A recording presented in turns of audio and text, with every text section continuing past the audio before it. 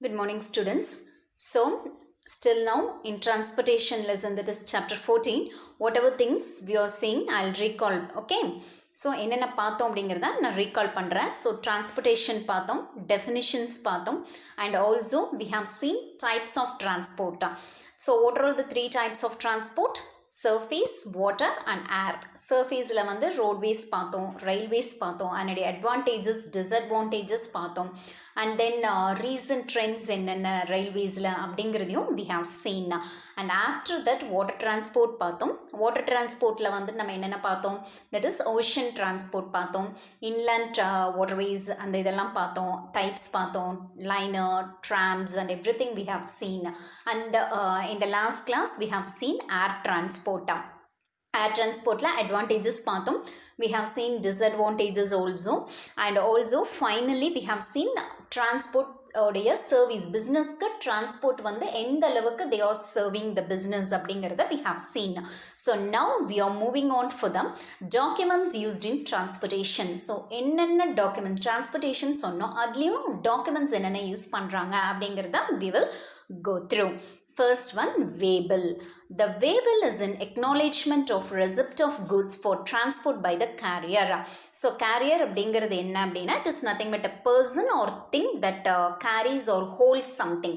அது வந்து carrier அப்படிங்கிறது நம்ம personையும் மென்ஷன் பண்ணலாம், இல்லை ஒரு thing which holds something, ஏதோ ஒன்று வந்து ஹோல்ட் பண்ணுறது.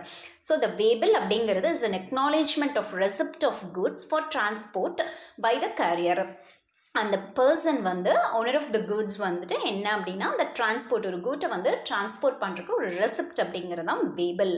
The carrier accepting goods for transport issues waybills in the name of the consigners or consignees. Consigner or consignee அப்படின்னா என்ன அப்படின்னா, it is nothing but the person. Okay, as a person ஒரு ஷிப்மெண்ட்லேயோ இல்லை எதுலேயோ வந்து sending some goods for delivery, whether அது லேண்ட்லேயும் இருக்கலாம் இல்லை through sea or air, whatever transport. Consigner or consigneeங்கிறது owner is a person for the sending the goods, okay, to the carrier. Okay, so it serves as an evidence of the contract of transport. So அந்த வேபிள் அப்படிங்கிறது வந்து அந்த transport, அந்த particular கூட்டை வந்து transport பண்ணுறதுக்கு it is for used as a evidence. Okay, so it is also a document of title of goods. So அந்த கூட்டோட இதுக்கு வந்து ஒரு டைட்டில், ஓகே, அந்த ஒரு document. Okay, so the ownership of goods represented by a waybill can be transferred by endorsement and delivery of the waybill. அதாவது அந்த கூட்ஸில் இருக்கிற கூட்ஸோட ownership இருக்கு இல்லையா, ஸோ ஓனர்ஷிப் ஆஃப் கூட்ஸ் வந்து அந்த வேபிளில் வந்து ரெப்ரசன்ட் பண்ணி வச்சுருப்பாங்க இல்லையா, ஸோ அதை வந்து நம்ம என்டோர்ஸ்மெண்ட் மூலிமா இன்னொருத்தருக்கு ட்ரான்ஸ்ஃபர் பண்ணுறோம். என்டோர்ஸ்மெண்ட் அப்படிங்கிறது சிக்னேச்சர், அதாவது authorised legal transfer. Okay, of an ஒரு இதை வந்து நம்ம வந்து லீகலாக ட்ரான்ஸ்ஃபர் பண்ணணும் அந்த நேமை அப்படின்னம்னா நம்ம வந்து it is known as endorsement. If a waybill lost, the consignee will be allowed to clear the goods from the carrier after he executes an indemnity bond. அதாவது அந்த வேபிள் வந்து அந்த consignee, அந்த பர்டிகுலர் பர்சன் கூட்ஸ் ஹோல்ட் பண்ணுறாங்க இல்லையா, so அவங்க send பண்ணுறாங்க இல்லையா, அந்த ஓனர் வந்துட்டு அவங்க வந்து இஃப் தே லாஸ்ட் த வேபிள் அப்படின்னா அவங்க அந்த கூட்ஸை வந்து எப்படி கிளியர் பண்ணிக்க முடியும் அந்த கேரியர்ல இருந்து அப்படின்னா, அதுக்கு வந்து he have to execute an indemnity bond. Indemnity bond அப்படிங்கிறது என்ன அப்படின்னா, assures them ஹோல்டர் ஆஃப் அந்த பாண்ட் வச்சிருக்கிறவங்க வந்துட்டு, that is in case of ஏதாவது லாஸ் ஆயிடுச்சுன்னா அந்த லாஸ்க்கு பதிலாக, இப்போ அந்த வேபிள் லாஸ் ஆயிடுச்சு அதுக்கு பதிலாக இந்த இண்டெம்னிட்டி பாண்ட். ஓகே, ஸோ ஒரு இது லாஸ் ஆயிடுச்சுங்கிறதுக்கு பதிலாக இந்த பாண்ட் அப்படிங்கிறது இதை கொடுத்தோம் அப்படின்னம்னா அவங்க வந்து ஆட்டோமேட்டிக்காக அந்த கேரியர்லேருந்து குட்ஸை வந்து அவங்க வந்து எடுத்துக்கலாம். So once again I'm repeating, waybill அப்படிங்கிறது வந்து acknowledgement of receipt of goods for transport by the carrier. அந்த கேரியரில் ஒரு குட்ஸ் வந்து ஒரு கன்சைனர் ஒரு கன்சைனி, அந்த owner of the goods transport பண்ணணும் அவங்க குட்ஸ் அப்படின்னா அதுக்கு கண்டிப்பாக வேபிள் வேணும். இதே மாதிரி அது ஒரு எவிடன்ஸ் அந்த குட்ஸை டிரான்ஸ்போர்ட் பண்ணுறக்கு. And also document of title of goods, அந்த குட்ஸ்க்கு வந்து it's a title of goods, அந்த குட்ஸோட இதுக்கு வந்து ஒரு document reference.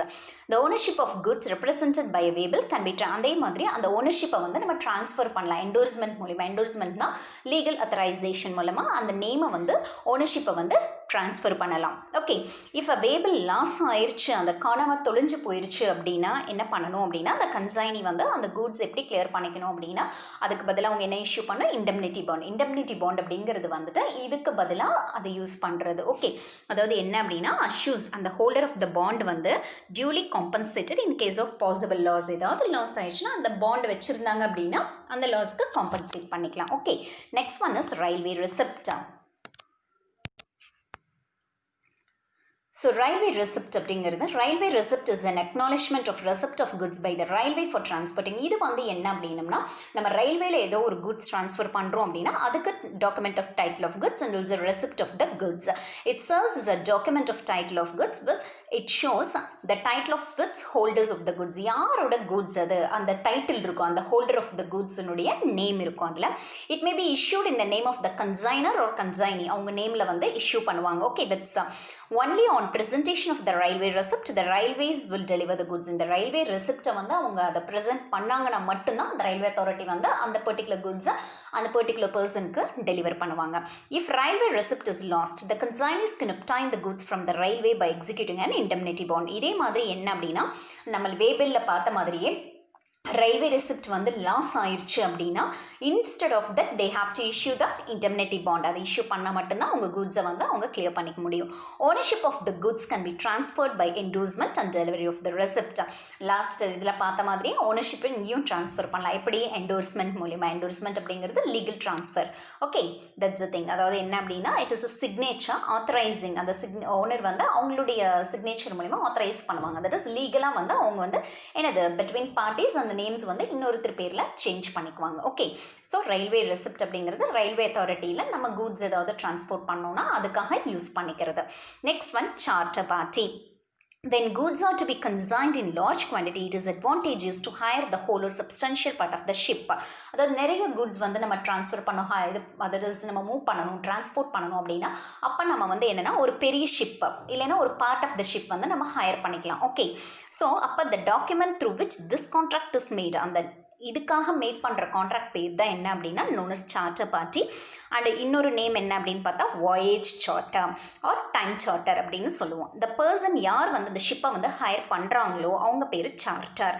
The charter party brings the vessel and crew under the control of the charterers. அதாவது வந்து அந்த சார்ட்டர் அப்படிங்கிறவங்க வந்து, அதாவது அந்த யார் வந்து அவங்க கூட்ஸை ட்ரான்ஸ்ஃபர் பண்ணுறதுக்காக ஒரு பெரிய ஷிப்பையோ இல்லை பாதி ஷிப்பையோ ஹையர் பண்ணுறாங்களோ அவங்க வந்து என்ன பண்ணுவாங்க அப்படின்னா brings the vessel and crew. Crew அப்படிங்கிறது என்ன அப்படின்னு பார்த்தீங்கன்னா, that is group of people who work and operate. ஷிப்லேயோ இல்லை ஏர்க்ராஃப்ட்லேயோ குரூப்பாக வந்து க்ரூ அப்படின்னாவே நார்மலாக நமக்கு தெரியும் குரூப்பாக. ஷிப்பில் வந்து குரூப் ஆஃப் பீப்புள் ஒர்க் பண்ணுறாங்க இல்லையா, அவங்க தான் வந்து தேர் கால்ட் அஸ் க்ரூ. அவங்க வந்து they have to under the control of the charterers. அந்த ஒர்க் பண்ணுற அந்த டிரான்ஸ்போர்ட்டேஷனுக்காக அந்த நிறைய குட்ஸ்க்காக ஒர்க் பண்ணுறவங்கலாம் சார்ட்டரோட கண்ட்ரோலுக்கு வந்துடுவாங்க. Next thing is the charter became responsible to the third parties for the acts of the master and crew of the ship. இப்போ வந்து அந்த சார்ட்டர் தான் வந்து அந்த குரூப் இல்லைன்னா க்ரூ ஆஃப் பீப்புளை வந்து அவங்க கண்ட்ரோலுக்கு கொண்டு வந்துட்டாங்க. ஸோ அப்போ அவங்க தான் வந்து they are responsible for the third parties for the acts of the master and crew of the ship. அந்த குரூப் ஆஃப் பீப்புளினுடைய ஆக்டுக்கு வந்து யார் ரெஸ்பான்சிபிள், தேர்ட் பார்ட்டிஸ்க்கு அந்த சார்ட்டர் தான் ரெஸ்பான்சிபிள். ஸோ சார்ட்டர் பார்ட்டி அப்படிங்கிறது வந்து நம்ம கூட்ஸை வந்து கன்சைன் பண்ணுறோம். எதுக்காக அப்படின்னா லார்ஜ் குவான்டிட்டியாக இருக்குது அப்படின்னா அப்போ நம்ம ஒரு ஷிப்பை வந்து இல்லை ஒரு பார்ட் ஆஃப் த ஷிப்பை வந்து ஹையர் பண்ணிக்குவோம். அதில் வந்து கான்ட்ராக்ட் அந்த பண்ணுறதுக்கு பேர் தான் வந்து charter party. And the person who hires the ship, யார் ஹையர் பண்ணுறவங்களோ அவங்க சார்ட்டர். அவங்களுக்கு கீழே வந்து பார்த்தீங்கன்னா group of people, crew of members will be there for working. Okay, so அந்த மெம்பர்ஸ் ஏதாவது மிஸ்டேக்ஸ் ஒரு whatever things they have done, they are responsible. யார் ரெஸ்பான்சிபிள்? அந்த தேர்ட் பார்ட்டிக்கு சார்ட்டர் தான் responsible. So next one is bill of lading. Bill of lading is a document containing the terms and conditions of the contract of carriage. இது வந்து என்ன அப்படின்னு பார்த்தீங்கன்னா, that is it's a document containing the terms and conditions of the contract of carriage. அந்த garage goods carry பண்ணுறாங்க இல்லையா, அந்த கான்ட்ராக்டுக்கு terms and conditions வந்து மென்ஷன் பண்ணியிருப்பாங்க. இப்படி இப்படி தான் போகணும், கொண்டு போகணும், அந்த மாதிரியான இதெல்லாம் இருக்கும். It is issued by the shipping company and signed by the captain of the ship. So இது வந்து யார் இஷ்யூ பண்ணுவாங்கன்னா ஷிப்பிங் கம்பெனி தான் இஷ்யூ பண்ணுவாங்க. அதை யார் சைன் பண்ணியிருக்கணும்னா கேப்டன் ஆஃப் த ஷிப் வந்து அதை சைன் பண்ணியிருக்கணும். Okay, so it acknowledges the receipt of the goods described in it on board the ship. So அதுவும் வந்து it is an acknowledgement of receipt of goods. It also serves as an official receipt of goods. இது வந்து ஒரு official activity, official-ஆ தான் பண்ணுவாங்க. It is a document of title of goods. The main contents அதில் என்னென்ன இருக்கும் அப்படின்னு பார்த்தீங்கன்னா நேம் ஆஃப் எக்ஸ்போர்ட்டர் யார், நேம் ஆஃப் த ஷிப் என்னென்ன, அண்ட் ஆல்சோ பிளேஸ் எந்த இடத்துல அது லோடிங் ஆகுது, பர்டிகுலர்ஸ் ஆஃப் கூட்ஸ் ஷிப்பில் எந்த மாதிரியான கூட்ஸ் வந்து அதில் ஷிப்பிங் பண்ணியிருக்காங்க, போர்ட் ஆஃப் டெஸ்டினேஷன் எங்கே வந்து அந்த எந்த சீ போர்ட்டில் வந்து அது வந்து ஃபைனலாக ரீச் ஆக போகுது, ஃப்ரைட் பெய்டு, ஃப்ரைட்னா charges paid are to be paid, இன்னும் எவ்வளோ பே பண்ணணும், person to whom delivery of goods is to be made, யாருக்கு அந்த பர்டிகுலர் குட் வந்து டெலிவர் பண்ணணும், டேட் எல்லாமே மென்ஷன் ஆகிருக்கும். ஸோ இஃப் த அதாவது என்ன அப்படின்னு பார்த்தீங்கன்னா if the condition of the package is good, அதாவது வந்து அந்த குட்ஸோட பேக்கிங் கண்டிஷன் குட்டாக இருந்தது அப்படின்னா க்ளீன் பில் ஆஃப் லேடிங் வந்து ஷிப்பிங் அத்தாரிட்டி இஷ்யூ பண்ணுவாங்க. If some of the packages are found damaged a foul or class bill of lading is issued, அதாவது ஏதாவது ஒரு அந்த குட்ஸ் பேக்கிங்கில் வந்து ஏதாவது டேமேஜ் ஆகிருந்தது அப்படின்னா அப்போ வந்து அவங்க கிளியர் பில் ஆஃப் லேடிங் கொடுக்க மாட்டாங்க. A foul or class bill of lading அப்படின்னா டர்ட்டி பில் ஆஃப் லேடிங், அதாவது அது வந்து குட்ஸ் வந்து இட்ஸ் நாட் ப்ராப்பர் அப்படிங்கிற மாதிரியானது. Okay, that is called as foul or class bill of lading. So bill of lading அப்படிங்கிறது ஷிப்பிங் அத்தாரிட்டி யூஸ் பண்ணக்கூடிய ஒரு டாக்குமெண்ட். நம்ம வந்துட்டு என்ன அப்படின்னா குட்ஸை வந்து ஷிப்பிங் அத்தாரிட்டி வந்து இஷ்யூ பண்ணுவாங்க. ஷிப்பில் வந்து நம்ம குட்ஸ் ட்ரான்ஸ்ஃபர் பண்ணுறோன்னா இது வந்து கண்டிப்பாக இருக்கணும். இதில் வந்து என்ன அப்படின்னா யார் சைன் பண்ணியிருக்கோம்னா கேப்டன் ஆஃப் த ஷிப் வந்து சைன் பண்ணியிருப்பாங்க. இதுவும் வந்து title of goods, document of title of goods and also the receipt of goods என்ன அப்படின்னா ஆன் போர்டிங். இந்த இதில் வந்துட்டு என்னென்ன இருக்கணும் அப்படின்னு பார்த்தீங்கன்னா அதில் யார் எக்ஸ்போர்ட் பண்ணுறாங்க, என்ன ஷிப்போட நேம் என்ன, எங்கே லோட் ஆகுது, அது என்னென்ன குட்ஸ் இருக்குது, எங்கே டெஸ்டினேட் ஆகுது, ஃபைனலாக அந்த குட் ரீச் ஆகுது, என்னென்ன ஃப்ரைட் சார்ஜஸ் பே பண்ணியிருக்கிறாங்க, என்னென்ன பே பண்ணணும், எந்த பர்சனுக்கு அது டெலிவர் ஆகுது, அந்த குட்ஸு டேட் எல்லாமே அதில் மென்ஷன் ஆகிருக்கணும். எல்லாமே ப்ராப்பராக குட்ஸ் பேக்கிங் எல்லாம் குட்டாக இருந்தது அப்படின்னா clean bill of lading issue பண்ணுவாங்க. If it is not good, ஏதோ டேமேஜ் இருந்தது அந்த பேக்கிங்லனா that is foul or class bill of lading will be issued. Okay, next one is air consignment note or airway note.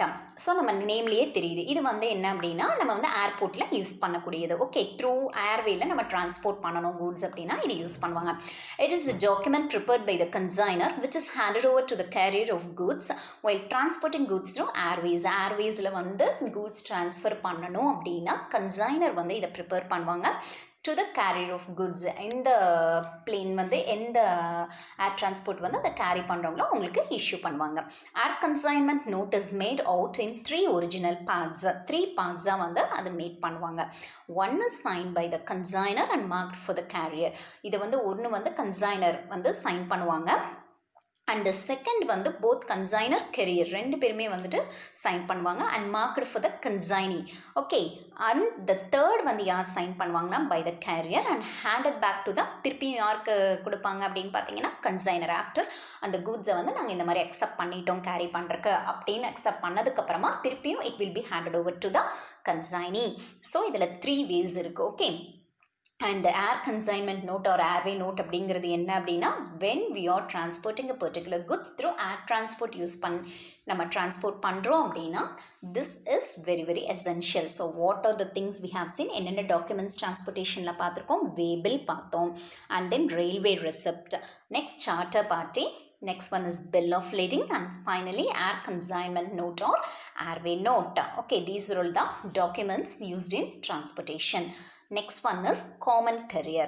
A common carrier is a person who engaged in business of carrying goods for hire indiscriminately for all persons. அதாவது இவங்களுக்காக மட்டும்தான் அப்படின்னு சொல்லி அந்த கூட்ஸை வந்து carry பண்ண போக மாட்டாங்க. எல்லா பர்சனுடைய கூட்ஸையும் அவங்க வந்து they will carry over. Okay, that is higher, அப்படியே ஹையர் பண்ணிக்கிறது, எடுத்துக்கிறது மொத்தமாக எல்லாருடைய கூட்ஸையும். ஸோ அது என்னென்னு பார்க்கலாம்.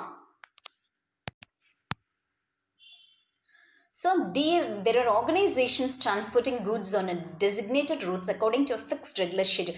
Organizations இருக்குது, அதாவது என்னென்னா ஒரு ரூட்னா அந்த ரூட்டில் டெசிக்னேட்டட் ரூட்டில் அது வந்து டிரான்ஸ்போர்ட் ஆகும் according to a regular schedule இருக்கும். அந்த schedule according to the schedule அந்த குட்ஸ் வந்து ரெகுலராக போகும். என்ன அப்படின்னு பார்த்தீங்கன்னா offering to transport goods for higher for all people without discrimination. எந்த டிஸ்கிரிமினேஷனும் இல்லாமல் அந்த குட்ஸ் இவங்களுக்கு தான் பண்ணணும், இந்த பீப்புளுக்கு தான் கொண்டு போகணும் அப்படிங்கிற எந்த ஒரு டிஸ்கிரிமினேஷனும் இல்லாமல் எந்த ஒரு வேறுபாடும் இல்லாமல் எல்லாருக்காகவும் வந்து அந்த கூட்ஸ் வந்து கேரி அவுட் பண்ணிட்டு போகிறது. Railways and seaport do not come under common carrier because they are covered by separate acts. இதில் வந்து ரயில்வேஸோ இல்லை சீ டிரான்ஸ்போர்ட்டோ உள்ளே வராது. ஏன்னா அதை வந்துட்டு இது பண்ணுறது வந்து கவர் பண்ணுறது வந்து separate acts will be there. The liability of common carrier is governed by Carriers Act 1865. So இது என்னென்னா காமன் கேரியர்ஸ் அப்படின்னு பார்த்தோம்னா இது வந்து இதில் ரயில்வேஸோ இல்லை சீ டிரான்ஸ்போர்ட்டோ உள்ளே வரமாட்டாங்க. இது வந்து செப்பரேட் ஆக்ட்ஸ். இது வந்து liability of common carrier வந்து இது யார் லைபிள் அப்படின்னா government, that is gone by the Carriers Act 1865 அப்படிங்கிற act. According to that act. So for example இப்போ பார்த்தோன்னா சிட்டி பஸ்ஸஸ்லாம் வந்து காமன் கரியர் தான். ஓகே, அண்டர் காமன் லா ரூல்ஸ், காமன் கவர்மெண்ட்டோட காமன் லா காமன் ரூல்ஸில் தான் அது வந்து மூவ் ஆகிட்டு இருக்கு. A common carrier is generally liable for losses which may occur to property entrusted to his charge in course of business. அதாவது என்ன அப்படின்னா அந்த கூட்ஸ் வந்து நம்ம டிரான்ஸ்போர்ட் பண்ணிட்டு இருக்கப்போ அதில் ஏதாவது வந்துட்டு if it any loss occurs means யார் லைபிள் அப்படின்னு பார்த்தா that common carrier is generally liable for the loss of such goods. So இது என்ன அப்படின்னா நம்ம வந்து நம்மளுடைய கூட்ஸை வந்து தனியாக நமக்காக அப்படின்னு ஒரு டிரான்ஸ்போர்ட்டேஷன் யூஸ் பண்ணி பண்ணாமல் நம்ம எல்லா கூட்ஸும் போகிற மாதிரி இப்போ பஸ்ஸஸ்லாம் பார்த்துருப்பீங்க இல்லையா, அந்த எல்லா கூட்ஸும் வந்து மேலே திட் இஸ் நிறைய கூட்ஸ் வந்து கொண்டு போவாங்க எல்லாருடைய கூட்ஸையும். ஸோ அந்த மாதிரி இருக்கிறது தான் common career. Okay,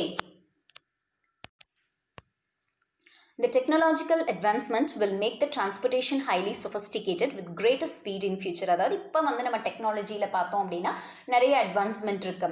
that is highly sophisticated with great, நம்ம ஃபியூச்சரில் வந்து it will be move on with a great speed. Transport plays a predominant role in the economic development of a country by helping the business community and public in an enormous way. So என்ன அப்படின்னா transport அப்படிங்கிறது வந்து ஒரு important role நம்மளுடைய எக்கானமியோட டெவலப்மெண்ட்டுக்கு it is playing an important role. And also business கம்யூனிட்டியினுடைய activities carry out பண்ணுறதுக்கும் ஹெல்ப் பண்ணுது. And also for the public நம்ம ஜென்ரலாக மூவ் பண்ணுறதுக்கு, ஒரு கூட்ஸ் கேரி பண்ணுறதுக்கு, இல்லை பேசஞ்சர் மூவ் பண்ணுறதுக்கு, ஒரு பிஸ்னஸ் ஆக்டிவிட்டிக்கு எல்லாத்துக்குமே transportation is a life blood. அது இல்லை அப்படின்னா கண்டிப்பாக எந்த ஆக்டிவிட்டியும் carry out பண்ண முடியாது. So with this we are coming to the end of our chapter 14.